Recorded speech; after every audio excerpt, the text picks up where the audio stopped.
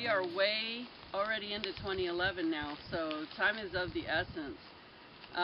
Really, the energy, I'll tell you, if you can't read subtle energies, this energy is way more than subtle, and our universe is saying, wake up people, get your lives in order, decide what you want.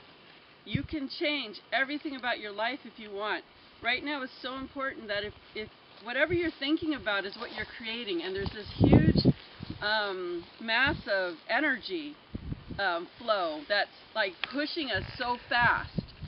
And so that being said, whatever you're thinking is quickly going to manifest. And you might have noticed your life kind of rickety. But let me tell you something. The more that you manifest big things in your lives, like when you're really dreaming big like I do, that means big things have to change in our lives for it to come into place. So yes, your life might seem like you're in a snow globe and you're being shaken and shaken and shaken. But that is because the universe is shaking out all the stuff that is in your way of these big dreams that you're dreaming of. So you know how they say, watch what you ask for. I'm not discouraging you because believe me, I'm dreaming big myself. But just know that this shaking up is part of creating whatever it is you're asking for. We're doing a huge shift. This is no joke. So get really clear with what you want. Get clear, and then really you have no space to waver. And I know we do, but get a partner or listen to my videos or stay inspired, because it's going to be so well worth it. Because as great as you can manifest great things, you can still manifest a lot of stuff that you don't like if you don't keep your head in check. Okay, get out of your mind and live in your heart. That's where you need to go. If it feels good, it's good. If it doesn't feel good, don't try to get your mind to convince you it's good. You got to do what you got to do. There's a lot of people moving right now to places that they would have never expected to move. A lot of movement going on. And these people that are taking off are doing these huge leaps of faith. They don't have even anything concrete to say, I have all this money and I'm going to go do this. They're just taking these huge leaps of faith. And that's somebody that's trusting their inner instinct and knows that if they follow what is in their heart, they're going to be led to the amazing life that they're looking for. So it's that leap of faith and having that trust and understanding your energy and what you want. So 2011 is really important.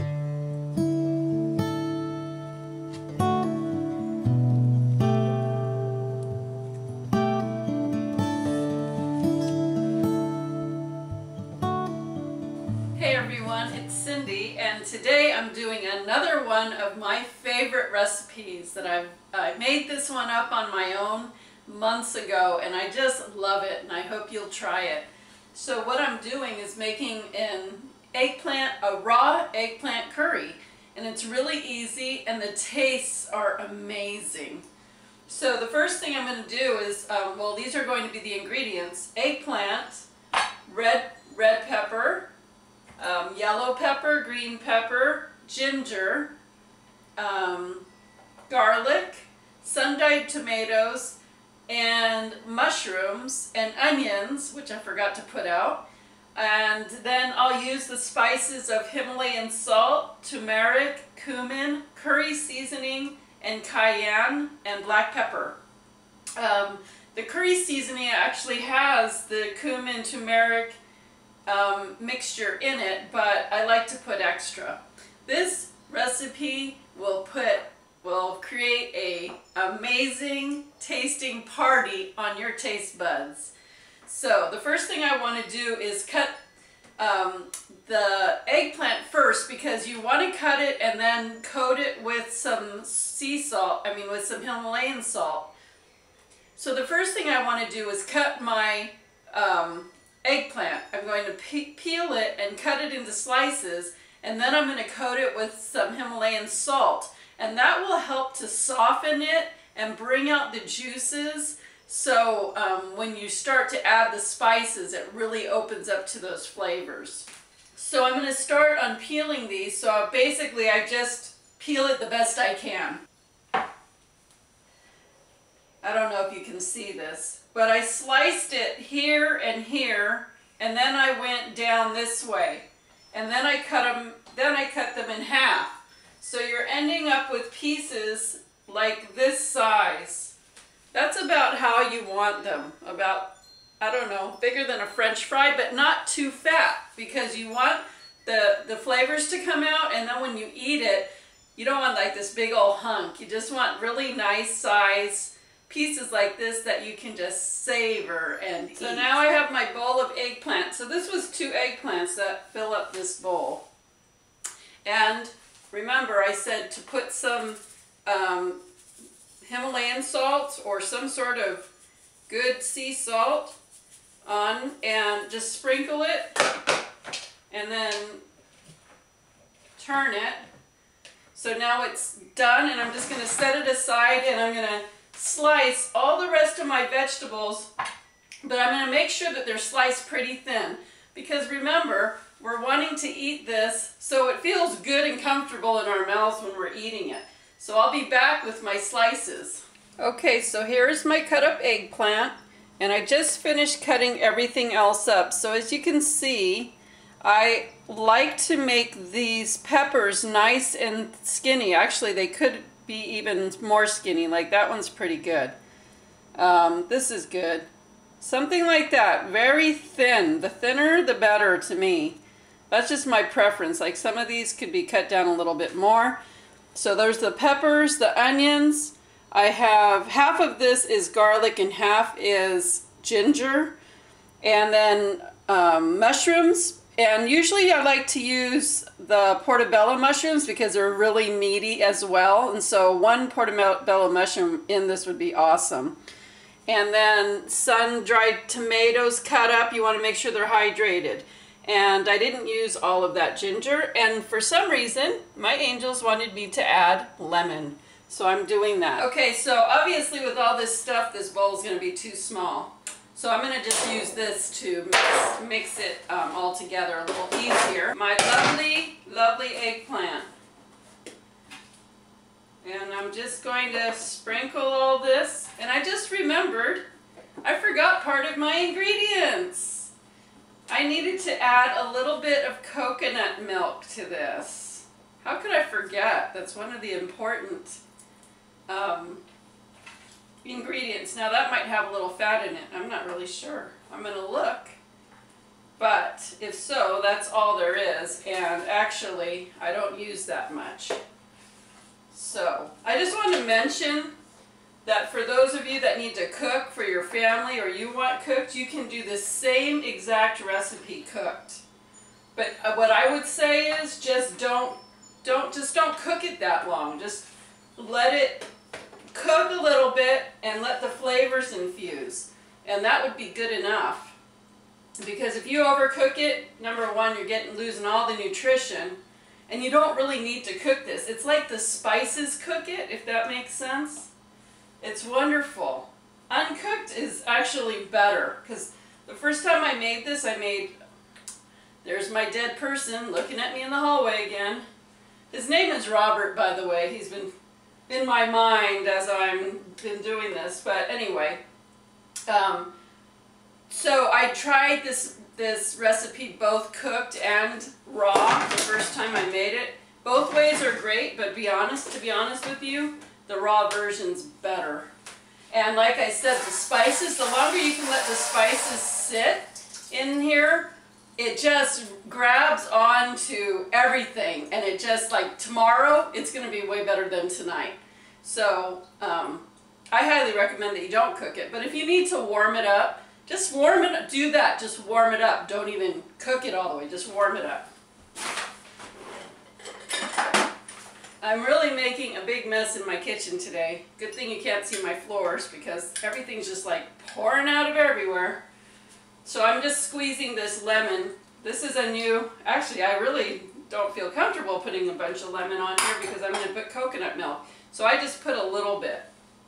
And I'm just going to season it. Now remember, I already put some of this salt, so I'm just putting a little bit because I don't want it to be like way salty. And then you have your turmeric, and again, how much? I don't know. I just put some on. I coat the top. Let's put it that way. Now remember, turmeric and cumin and curry, they're all very strong spices, but oh so yummy. And I'll tell you one thing, these flavors really start coming together. And then when you add the coconut milk, oh my gosh. Now, I'm assuming with lemon, we wouldn't even need to add the coconut milk. But you know what? I want it because it really makes it taste yummy. A little bit of cayenne, good for your circulation, and not only that, with the coconut milk, delicious. All of these spices are going to be good with the coconut milk. So I'm just mixing this wonderful coconut milk here. It looks gorgeous, to be honest. Oh my gosh, this stuff looks really good. And I have to get this brand again. So remember, start with a small amount and then mix it, and then if you need to add more, go ahead. So right now I put about 1/4 of this can in. So I'm just basically tossing it. Okay, so as I'm stirring this, I'm actually also making sure that it looks like the spices are enough. I think I may add some more spices because it looks pretty white. I mean, I see spices, but now remember, it's always going to be better after it sits for a while. This hasn't even sat. So I'm just trying to find a piece that looks like it has a good coating on it. It definitely needs more spices. So here we go. Now when you're doing this, smell the spices and see how those smells sit with you. If that smells like something you'd like to taste and eat. I don't know how to say it, but smelling your food can translate to what it might taste like. Coconut milk, I think. I'm going to do half of this can. Now it's starting to smell really good. I can smell the spices and it's turning yellowish, which is really what you want.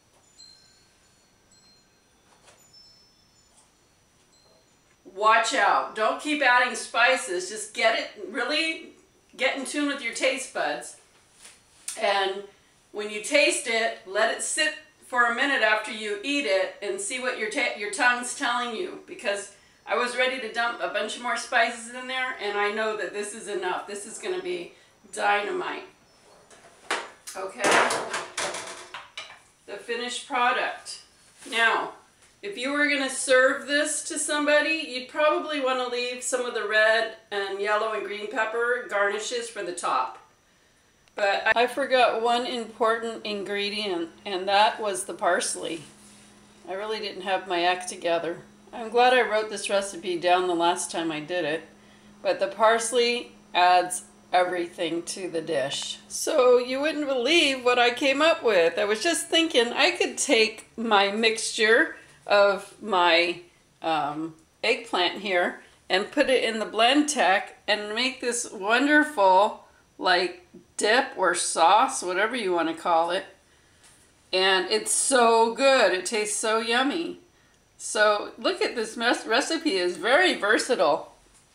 And the possibilities are endless. This is the mountain we all have to climb. This is our destiny. People wild and free, holding a master